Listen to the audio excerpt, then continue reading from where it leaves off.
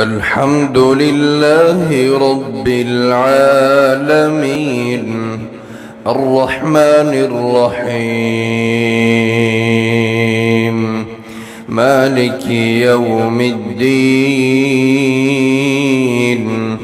إياك نعبد وإياك نستعين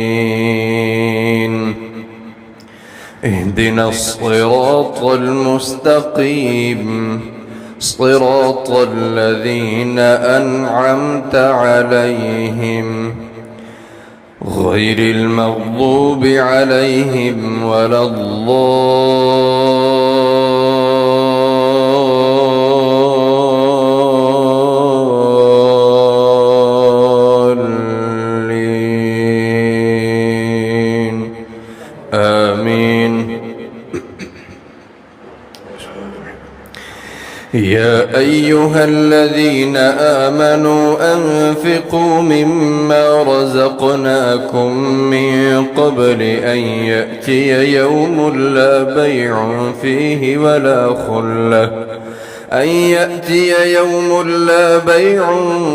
فيه ولا خلة ولا شفاعة والكافرون هم الظالمون. الله لا إله إلا هو الحي القيوم لا تأخذه سنة ولا نوم له ما في السماوات وما في الأرض.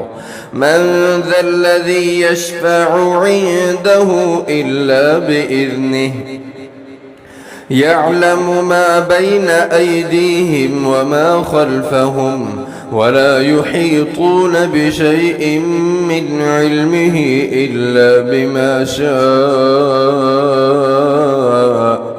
وسع كرسيه السماوات والأرض ولا يؤوده حفظهما وهو العلي العظيم.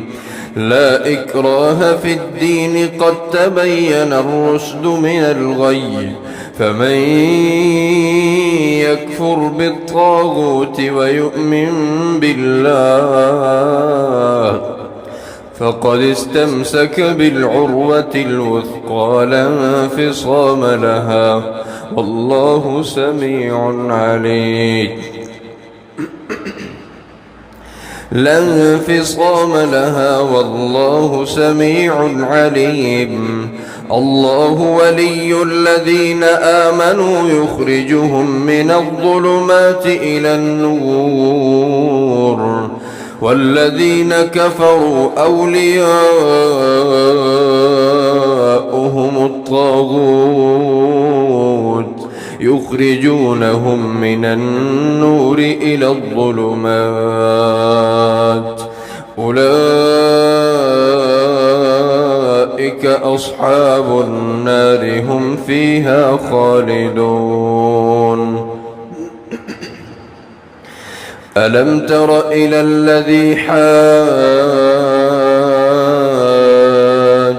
إبراهيم في ربه أن آتاه الله الملك إذ قال إبراهيم ربي الذي يحيي ويميت قال أنا أحيي وأميت قال إبراهيم فإن الله يأتي بالشمس من المشرق فأت بها من المغرب فبهت الذي كفر والله لا يهدي القوم الظالمين.